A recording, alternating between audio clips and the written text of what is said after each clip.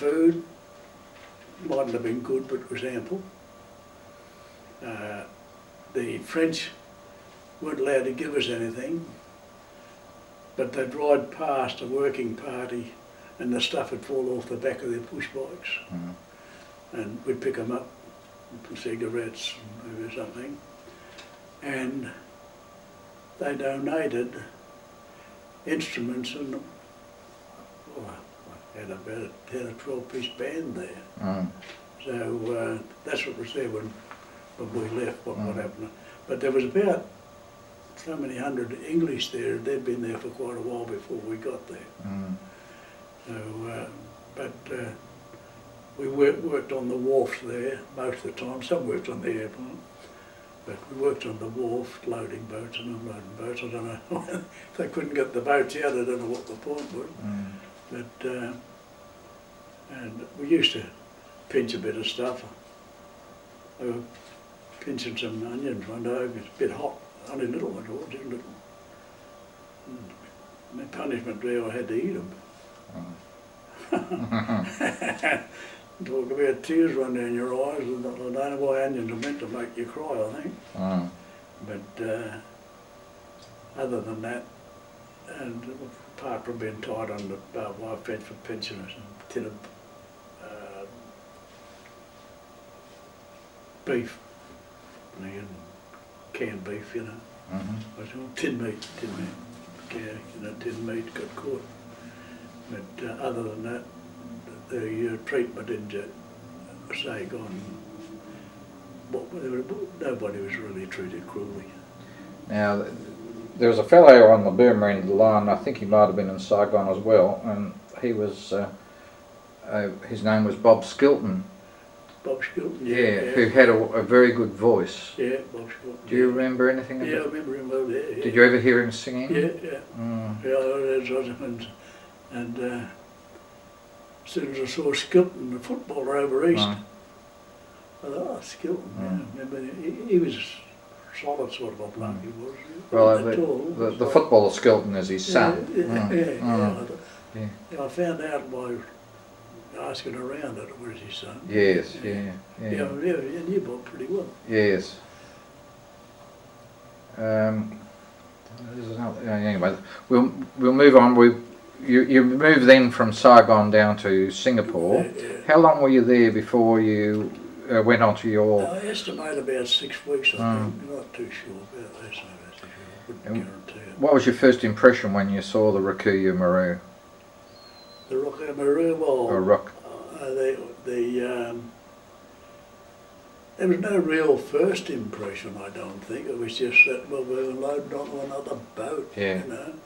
And we certainly weren't impressed when we got in there by the way they jammed us in. There's some, the hull, there was nothing in the centre of the hull on the down. So those out who were sleeping out in the centre of the hull we were in, they weren't too bad, but where I was, we were in platforms that were built that were not high enough for us to sit in. Apparently Japs could sit up in them, I don't know, but we couldn't sit up in them. We had, when we sat up, we had to sit with our heads bent on our chest. And we had to sit inside one another. We were allowed basically 18 inches of space each under these things. And that's the way we were sitting in rows under this, and that's the way we're being transported. And when your food come, you had to hand your Dixie out along and back again. And when somebody wanted to go to the toilet, they had to lay aside and let somebody crawl in and crawl out between you, you know. And then the toilet was a box, a wooden box, lashed with ropes to the outside of the boat over the deck rail. So you had to climb over the deck rail into this wooden box, and had a board missing in the middle. So that was your toilet. And so when you went to the toilet, you was hoping there was a queue up for it so you could stay as long as you could. Yes, yeah. And the day we got hit, us down below, we all knew it was coming because we could hear the Jap screaming at the top of his voice, Mickey, Mickey, Mickey. When say that he had a panic in his core. Yes. And we knew there was a torpedo coming from right, and he could see it, and there was nothing he could do about it. How many ships were in your convoy? Roughly? Roughly half a dozen. And any warships with them? Yeah, there was a warship there. And when we got hit, well, before we got hit, as I say, I'd pulled up pretty well. Up until then, I'd been pulled up pretty well. I hadn't, but I pulled up pretty well. And anyhow, of course, we'd been in Saigon where we'd all meted up a bit in Saigon. We regained a bit of condition, you know. And anyhow, the boys all around me says, if we get torpedo, you got to see we get off. I said, yeah, right, I'll do that. So when I got up on top, I just went over to where the life jackets were, and this Ross Dunbar joined me. And there was most of them was pretty good. There's some of them trembling and couldn't do up their own life jackets, you know, the nerves had set in a bit. And others would yell out and ask if I was all right. He'd yell out, Wally, you all right, Wally? I said, yeah, I'm right. And anyhow, when we finished,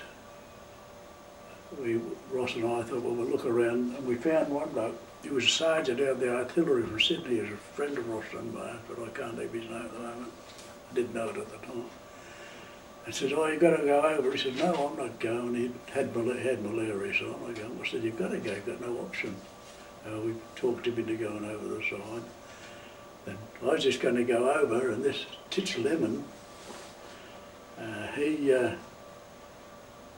couldn't swim, but along the Burma line and the rivers had been taught to dog paddle. And he had a life jacket on. I'm just going to go over the side, and I could hear him yelling out at the top of his voice, Wally, Wally, look, I'm swimming. Really? Yeah. And we went over there. It wasn't good in there. The Japs were throwing depth charges. Yeah. And these depth charges, you're in the water with depth charges. Concussion. Not very good for, what's it called. So anyhow, once we got away from the boat, we were right. But the boat was hit approximately 6 in the morning. Well, we always had daylight. And it never went down until sunset that night. And it just slowly tailed first. And once it did start to go, it slipped away, but there was just enough light left when it sunk for us to see it disappear out of sight. Now, Titch Lemon, who you mentioned, Titch Lemon, yeah. That's the fellow you said was only 14 years and 8 months when he enlisted. Yeah. Was he Army or? Army, yeah. What unit? The transport, Singapore transport. Okay. Do you know? I guess Titch is a nickname. Do you know what his name, Christian name? Francis Ormond. Thank you. Yeah. Lemon. Yeah. He turned 21 5 days after war finished. Yes. Yeah. Incredible. But he was one. Okay, so I mean, how many torpedoes hit the ship? Two. Two. One the front, one the back. And you know, there must have been a huge impact. You know. You felt the jar. You felt the jar. Yeah, but I've always thought that if it bombed a Pommy or an Aussie Army, a Navy, that boat wouldn't have sunk. They'd have got pumps going. Yes. And saved it. And it was full of tungsten and rubber. Yes. Right? Well, I reckon that my theory is the way it sunk, that there was no water getting in where the front torpedo was at all. I mean, so I couldn't see when I got on the boat. I could only see down the hull. Mm. But why was it's sinking that way? Mm. Eh? Mm. So filling up from the back. Mm. So I don't know, it might be the way boats sink. Yes. Yeah. But I reckon, my belief is that the front torpedo didn't let much water in, and I reckon that if the front torpedo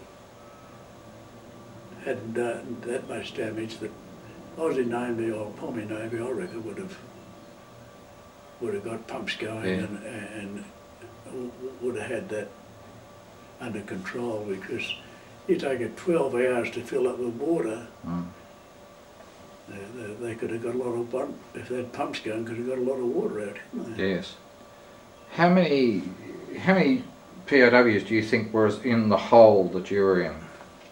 How many were crammed in? Were they crammed in? Is that the right description? Crammed in. I'll give you an idea. Mm-hmm. I'll get down here. We were sitting like this, with our heads bent, and the bloke sitting there. Yeah. In rows like that. And there was about half a dozen lit round, that was right round the hull. Yes. Like that. Yeah. And when you ate, you had to get your food through like that. Yeah. But when they all moved. And when you wanted to get at the toilet, well, you had to crawl in between one another. Yes. As I say, they estimated about 18 inches of space per man in there. Yes, yeah. Oh, that's in width. But yeah, out in the, under the, the flooring space where that wasn't covered in, it wasn't built out with the platforms. the platform. Mm-hmm. They were stacked in there pretty close, but they Mm. could lay down. Yes. But And we couldn't even lay down. And when the vessel was sinking and everyone had to get off, how many did everyone in your hold get up on the deck and? Oh yeah, no trouble. Yeah. As I say, they had plenty of time at 12 hours to go down. Yes, yes. That's second time. Yeah. Now, how long were you? I believe you went back onto the vessel at some stage. Now, how long had you been in the water before you went back on the vessel?